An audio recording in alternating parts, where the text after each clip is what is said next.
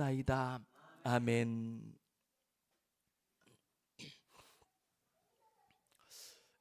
세월이 흘러간다는 것이 얼마나 놀라운 역사를 이루는지를 요즘 자연 만물을 보면 이렇게 보게 되고 깨닫게 되는 것 같습니다.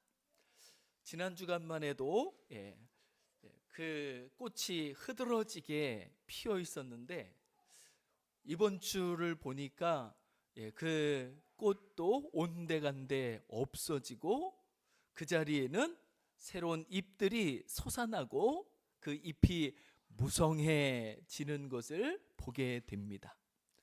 세월이 이루는 역사가 참 신기하기 그지 없고 놀랍기 그지 없습니다. 저는 하나님이 우리에게도 자연 만물에 주시는 그 세월을, 시간을 우리에게 허락해 주셨잖아요. 그래서 우리에게 주어진 세월도 우리에게 이처럼 신기하고 놀라운 역사를 이룰 수 있으면 정말 좋겠다라는 생각을 가져봅니다. 말도 안 되는 생각이지만 이런 생각을 해보았습니다. 과연 우리 이 교회 주변에 있는 그 벚나무들은 시간이 지나고 나면 후회라는 것을 할까? 여러분 어떨 것 같습니까? 후회할까요? 아마 제가 생각할 때는 후회하지 않을 것 같아요. 이렇게 고백할 것 같습니다. 하나님, 제가 원 없이 잘 살았습니다. 이렇게 고백하지 않을까? 그리고 그렇게 고백할 수밖에 없는 게 얼마나 많은 사람들에게 기쁨을 주고 즐거움을 줬는지 행복을 주었는지 모르잖아요. 저도 이 주변에 있는 벚나무를 보면서 많이 기뻤고 많이 즐거웠고 많이 행복했습니다. 반면에 저는요, 이제 반평생을 넘게 살아왔거든요. 이제 60을 바라보는 나이니까. 그런데 제가 살아온 세월 속에는 얼마나 많은 후회들이 담겨져 있는지 모릅니다. 이렇게 했으면 더 좋았을 걸, 저렇게 하면은 얼마나 좋았을까라는 그 아쉬움들, 회한들, 후회들이 저 가슴에는 참 많습니다.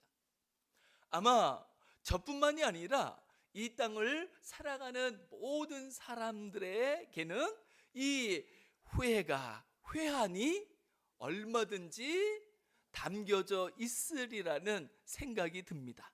여러분은 어떻습니까? 후회할 일이 있으십니까? 아니면 전혀 없으신 것 같습니까?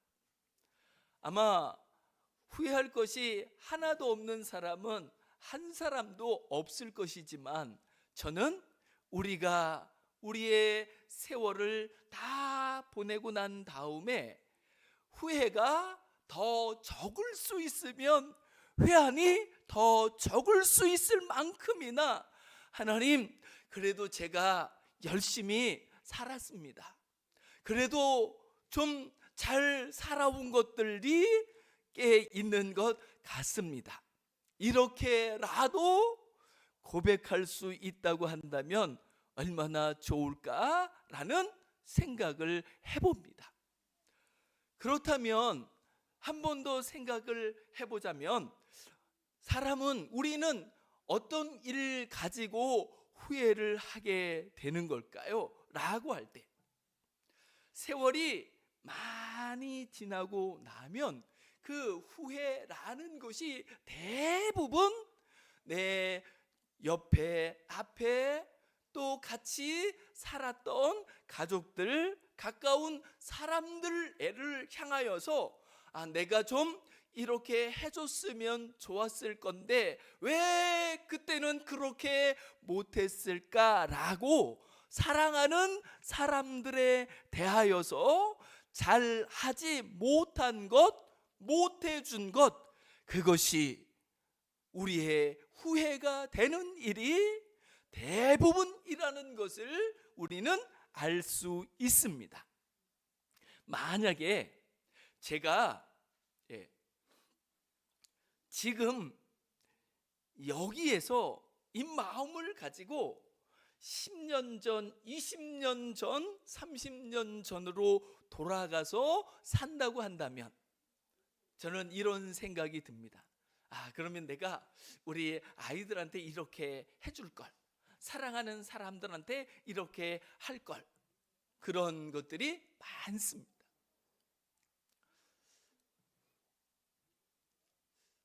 그렇게 사람에게 있어서 후회를 남기지 않을 만큼 잘 살아간다는 것, 그것은 바로 우리 주위에 있는 특히 사랑하는 사람들을 향하여 사랑으로 살아간 것, 선을 베풀면서 살아간 것들이라고 생각이 듭니다. 그렇게 지난 시간에도, 지난주에도 같이 말씀을 나눴지만 성경이 우리에게 말씀하시는 주제를 두 가지로 표현할 수 있다고 말씀드렸습니다. 하나는 구원이라고 말씀드렸고, 또 하나는 윤리라고 말씀을 드렸습니다. 이 구원이란 것은 하나님이 우리를 사랑하사 거저 베푸시는 은혜를 믿음으로 받는 것, 이것이 우리에게는 영원한 구원이 됩니다. 그리고 그 구원받은 사람은 하나님이 나를 이렇게 사랑하셨구나, 하나님이 나에게 이렇게 은혜를 베푸셨구나 라는 것을 깨달아 그 구원받음으로 말미암아 깨달은 하나님의 은혜와 사랑이 우리가 살아가는 삶의 윤리가 되어지는 줄 믿습니다. 그 윤리란 것은 다른 말로 표현하면은 서로 사랑하는 것입니다. 후회를 남기지 않을 만큼이나 서로 사랑하면서, 서로 위해주면서, 서로 섬겨주면서 살아갈 수 있다고 한다면 그것이야말로 우리가 이 세상에서 가장 잘 살아가는 삶이라고 생각할 수 있습니다. 이 서로 사랑해야 하는, 서로 사랑하는 이 윤리, 그 근본은, 그 터전은 바로 우리를 사랑하신 하나님의 사랑인 줄 믿습니다. 그러므로 기독인의 성도의 윤리는요, 자기에게서 발생되지 않습니다. 성도의 윤리의 터전은, 윤리의 기반은 바로 나를 사랑하신 하나님의 사랑이 우리 윤리의 기반이요, 윤리의 터전인 줄 믿습니다. 그러므로 우리가 더 성도답게 살아가는 비결, 그것은 우리가 수양을 한다고 해가지고 되는 문제가 아니라 나를 사랑하시되 생명을 주시까지 사랑하신 그 하나님의 사랑이 우리의 심령을 주장하며 그 사랑으로 우리의 마음이 더 충만해지는 만큼이나 우리는 서로 더 사랑하며 후회를 남기지 아니할 수 있는 삶을 그만큼이나 살아갈 수 있는 줄 믿습니다. 오늘 본문 말씀을 보면 하나님께서 이웃을 대하여서 어떻게 행하여야 하는지, 형제라 일컬을 수 있는 그 동족을 향하여서, 사람들을 향하여서 어떻게 살아가면 좋을지를 우리에게 말씀해 주고 있습니다. 그리고 신기한 것은요, 이스라엘이라는 나라는 아직도 이 구약 성경의 말씀을 하나님의 말씀으로 받아 생명같이 여기면서 많은 말씀들을 부여잡고 행하면서 살아가고 있습니다. 그리고 이것이 이스라엘이라는 민족에게 서로가 서로에게 복이 되어지고 또 힘이 되어지고 능력이 되어 지금 이 지구촌에서 그 이스라엘이라는 한 나라가 얼마나 잘 살아가고 있는지를 우리는 알 수 있습니다. 지금도 세계 정세가 이스라엘과 이란이라는 나라의 충돌로 인하여서 어지럽고 쉽지 않습니다. 그리고 우리나라도 그 타격을 받고 있습니다.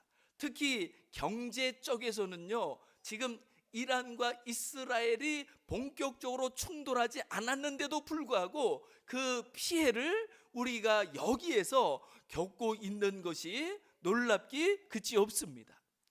그런데 이스라엘이라는 나라가 그 친이란계, 이란의 그 높은 사람들이 모여 있는 곳을 폭격을 했잖아요.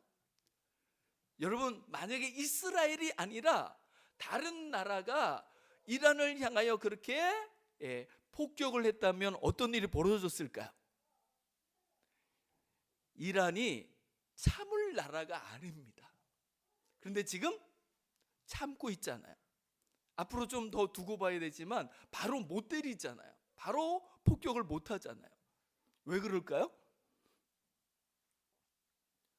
지금 이스라엘보다 수십 배나 큰 이란이라는 나라가 수십 배나 작은 이스라엘보다 군사력이, 경제력이 약합니다.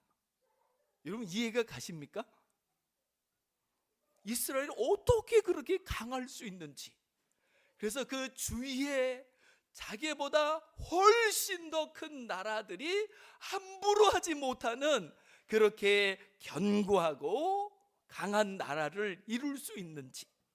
저는 그 비결이 바로 이 성경 말씀을 따라서 살아가는 것이라고 믿습니다.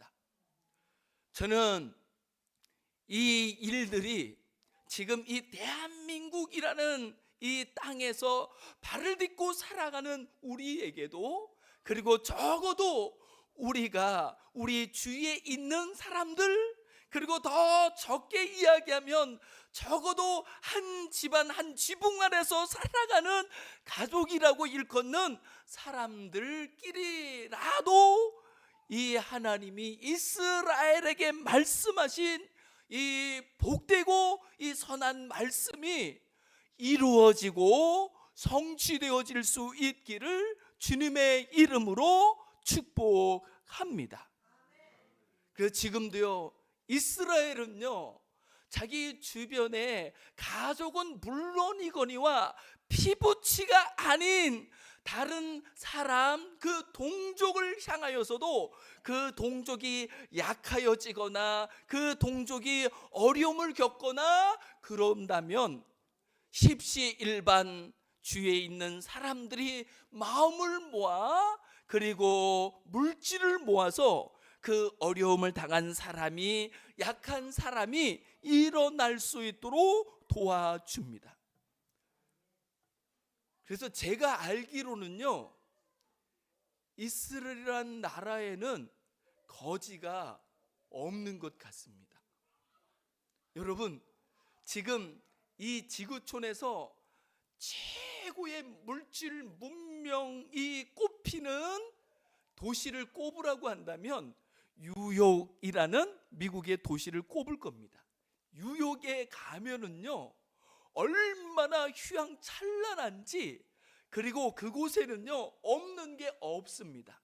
그렇게 그곳에는요 온 세계의 모든 민족들이 다 모여있는 세계의 축소판 같은 곳입니다.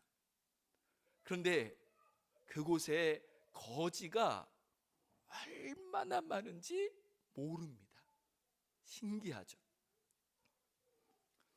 그것은 이스라엘 백성들이 하나님이 하시는 이 율법의 말씀, 구약의 말씀을 흘려듣지 않고 이 말씀을 하나라도 붙잡고 그 말씀을 따라가기 때문에 이스라엘 사람들이 모두가 잘 살아갈 수 있는 정말 복된 국가, 복지 국가를 이룩하고 있는 것을 우리는 알 수 있습니다. 10절 말씀을 보면 이스라엘 백성들을 향하여 하나님이 말씀하십니다. 이웃에게 무엇을 구워줄 적에 어떻게 해야 된다고 말씀하시냐면, 그 무엇을 구임을 받는 그 사람이 얼마나 어려우면 스스로는 도무지 더 살 수가 없어서 다른 사람의 무언가를 얻어와야 되는 거잖아요. 그런데 내 스스로 살 수가 없어서 다른 사람의 무언가를 빌려와서 구워와 가지고 그것 가지고 그래도 살아봐야지 라고 한다고 한다면 그 사람의 형편이나 그 사람의 마음이 오죽할까요? 그런데 하나님은 자기에게, 그 사람에게 구워줄 것이 있어서 살아가는 그 사람을 향하여서 그 구워줌을 받는 사람의 마음을 생각하면서 헤아리면서 배려하면서 살아야 할 것을 말씀하고 있습니다. 구워주는 사람이 갑인 거잖아요. 구워주는 사람이 그 구워주는 만큼이나 그 구임을 받는 사람에게 권리를 가지고 있는 거잖아요. 보통 세상은 이렇게 생각합니다. 그것은요, 가정에서도 부부끼리도 또는 부모 자녀끼리도 이런 권리 충돌이 얼마든지 벌어질 수 있는 것이 우리가 살아가는 현실이잖아요. 그런데 하나님은 뭐라고 그래요? 구워주는 사람에게 그가 마땅히 행할 수 있는 권리를 내려놓으라고 말씀합니다.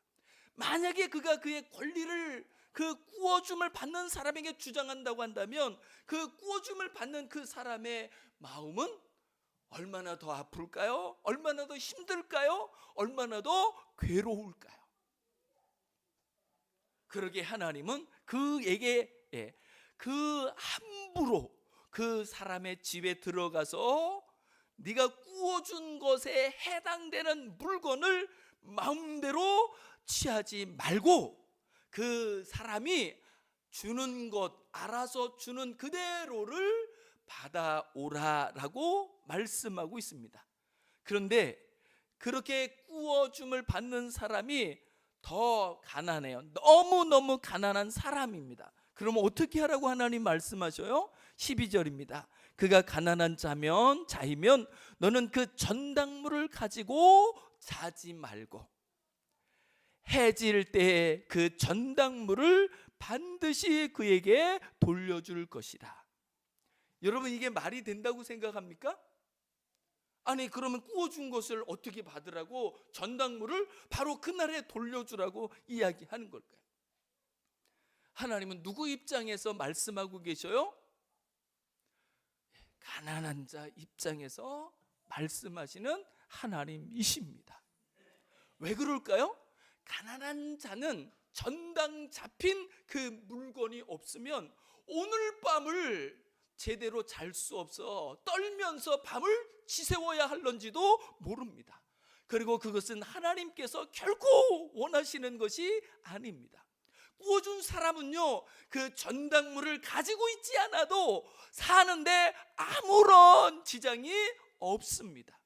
그렇게 하나님은 가난한 자 입장에서 생각하시고 말씀하시는 하나님이신 줄 믿습니다. 그렇게 그 전당 잡아 전당물에 대한 권리를 가지고 있는 그 사람을 향하여 그 권리를 내려놓으라고, 포기하라고, 그것을 그 사람에게 도로 돌려주라고 말씀하고 있습니다. 그러면 어떤 일이 벌어진다고요? 13절입니다. 하반절입니다. 그리하면 그가 그 옷을 입고 자며 너를 위하여 축복하리니. 전당물을 돌려받은 가난한 사람이 그 돌려받은 옷을 입고 잠을 자면서 저 사람이 참 은혜롭고 자비롭구나 라면서 그 사람을 향하여서 마음이 열려가지고 하나님 저에게 복을 주십시오, 축복하십시오 라고 빌어준다는 거죠. 여러분, 그렇다면 그 가난한 사람이 입을 열어서 복을 비는 것이 무슨 의미가 있고 무슨 가치가 있을까요? 가난한 사람이 비는 그 복을 가난한 사람이 줄 수 있을까요? 책임질 수 있을까요? 아니요, 지금 자기 것이 없어서 빌려 사는 주제에 무엇을 다른 사람에게 유익이 되고 복이 될 수 있을까요? 그런데 그 가난한 자가 복을 비는 축복하는 것을 누가 들으신다고요? 하나님이 들으십니다.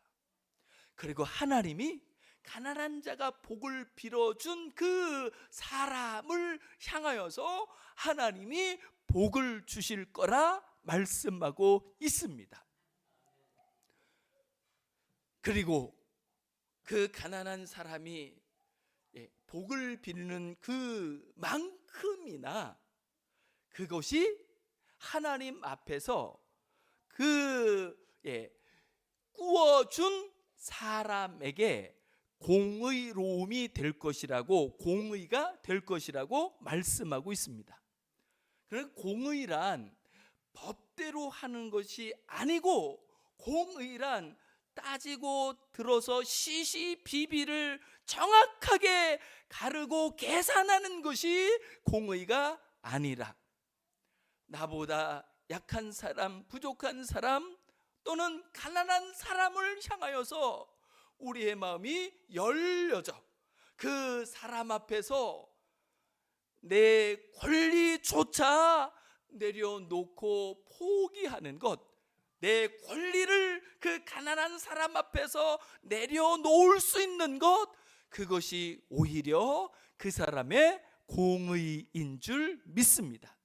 이렇게 본다면 공의라고 하는 것이 차갑고 냉정한 것이 아니라, 칼 같은 것이 아니라, 그 공의라는 것이 얼마나 자비로운 것인지, 얼마나 따뜻한 것인지, 누군가가 그것을 입게 되면 그도 마음이 녹아서 마음이 열려지고 입이 열려져서 복을 빌면서 살아갈 수 있게 만드는, 그렇게 서로가 서로를 향하여서 더 공의로워질 수 있다고 한다면, 서로가 서로를 향하여 내 권리를 조금이라도 내려놓을 수 있다고 한다면, 그 공동체는요, 그 사회는, 그 가정은, 그 교회는 지금보다 그만큼이나 더 살기 좋은 사회가 될 것이고, 공동체, 가정, 교회가 될 줄 믿습니다. 하나님께서 이스라엘을 향하여서 이렇게 가난한 사람, 그리고 14절에서는 공공하고 비난한 품꾼들, 이런 사람들을 고려하고 배려해서 이스라엘 백성들에게 말씀하시는 근거, 그 근거는 무엇일까? 18절은 이렇게 말씀합니다. 너는 애굽에서 종되었던 일과 내 하나님 여호와께서 너를 거기서 속량하신 것을 기억하라. 이스라엘 백성들이 옛적에 어떻게 살았던 사람들이에요? 애굽에서 종이 되어 살았던 사람들입니다. 이스라엘 백성들이 애굽에서 종이 되어 살았을 적에 겪었던 그 멸시, 천대, 억압, 학대는 이루 말할 수가 없습니다.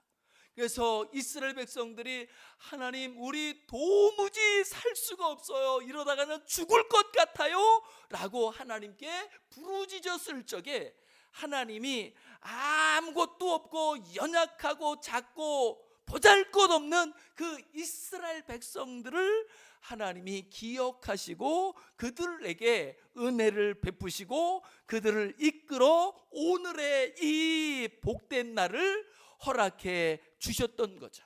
그래서 하나님 말씀하시는 거죠. 너는 기억해야 된다. 그런데 이것이 얼마나 중요한 말씀인지 22절에서 반복해서 말씀해 주고 있습니다. 너는 애굽 땅 종되었던 것을 기억하라. 이러므로 내가 내게 이 일을 행하라 명령하노라.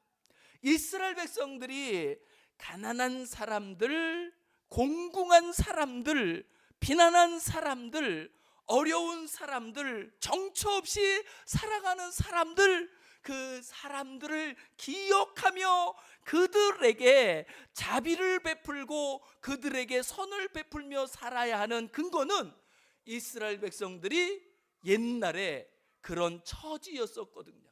그래서 하나님이 너 그때 네가 이방의 나그네로 얼마나 많은 어려움과 고통과 학대를 겪으면서 살았는지 모르지 않느냐. 그렇다면 지금 내가 그때를 기억하며 지금 여기에서 내가 그때 당했던 어려움과 멸시와 학대를, 고통을 당하는 그 사람들을 생각하면서 살아가는 것이 당연하지 않느냐, 마땅하지 않느냐라고 하나님이 말씀하고 있습니다. 우리가 아직 연약할 때, 우리가 아직 죄인 되었을 때, 우리가 아직 원수였을 적에 우리를 사랑하사 자비를 베푸시고 은혜를 베푸시고 우리에게 좋은 것으로 채워주시며 복 있는 사람으로, 천국의 백성으로 살게 해주신 하나님 앞에서 이제 서로가 서로를 향하여서 더 마음이 열려지고 더 자비롭고 더 긍휼이 풍성해지고 서로가 서로에게 따뜻한 마음을 가지고 오늘을 살아갈 수 있는 우리가 될 수 있기를 원합니다. 이것이 지금 우리가 살아가는 이 세상에서는요, 쉬운 일이 아니라 어쩌면 불가능한 일일런지도 모릅니다. 우리가 살아가는 세상은 사람의 정조차 사라져 버리고 있는 세상입니다. 지금은요, 그래도 그나마 살만할 수 있습니다. 그런데 조금 더 물질 문명이 발달하고 AI라는 인공지능이 사람의 여러 역할을 대신하게 되는 날에는요, 우리가 상상도 못한 일들이, 인간성의 말살이 오는 날이 올런지 모릅니다. 그리고 그 날이 실지 멀지 않습니다. 조금 있으면 AI의 이 지능이 판단하는 능력이 사람보다 더 나을 것이라고 그 테슬라 회장 일론 머스크가 이제 발표를 하기까지 했습니다. 이제 사람은요, AI의 종노릇하면서 살게 되는 날이 곧 올런지도 모릅니다. 그리고 주님이 말씀하시죠. 말세가 가까울수록 사람의 화평이 식어질 것이라고, 사랑이 식어질 것이라고 말씀하고 있습니다. 누가 세상을 이길 수 있는 사람일까요? 라는 그것은 자명합니다. 하나님이 우리를 어떻게 사랑하셨는지를 생각하며 우리 마음에 누군가를 향한 마음을, 사랑을 잃지 않는 것, 그것이 바로 인간 승리, 진정한 승리의 삶인 줄 믿습니다. 물질이 조금 더 많고 부족하고가 잘 사는 가름이 아니라 우리 마음에 사랑을 유지하느냐, 그 사랑이 우리 마음을 얼마나 지키고 있느냐가 결국은 우리의 잘 살고 못 사는 것을 가름하는 영원한 판단 기준이 되어질 것입니다. 그렇게 하나님이 우리를 어떻게 사랑하셨는지를 기억하며 생각하며 그 사랑에 감동되어 그 사랑에 이끌려 서로가 서로를 향하여서 그 사랑으로 더 존중히 여겨주며 더 귀하게 여겨주며 어려울수록 약할수록 더 생각하며 함께 더불어서 오늘을 더 좋은 날로 살아갈 수 있는 우리가 될 수 있기를 주님의 이름으로 축복합니다. 우리 셋 같이 한번 합심해서 기도하면 좋겠습니다. 잘 산다는 것, 그것은 우리가 더 하나님의 윤리인 하나님의 사랑, 그 하나님의 은혜 안에서 서로 사랑하며 서로를 귀하게 여기며 섬겨주며 생각해주며 살아가는 삶인 줄 믿습니다.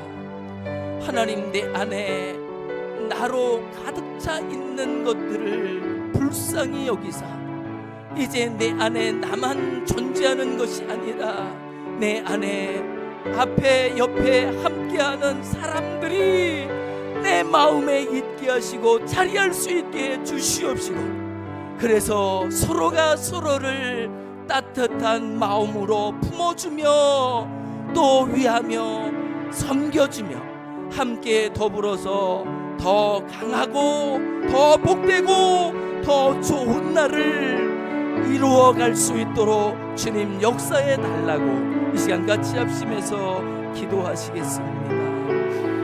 하나님 아버지, 하나님이 우리를 어떠한 사랑으로 사랑하셨는지, 우리가 아직 죄인 되었을 때, 우리가 아직 연약할 때 주여 먼저 우리를 사랑하시고 우리에게 좋은 것으로 베풀어 주시고 한없는 은혜로서 우리의 심령을 채워주사 다시 일어서게 하시고 하나님 소망 가운데 살아갈 수 있게 해주셨습니다.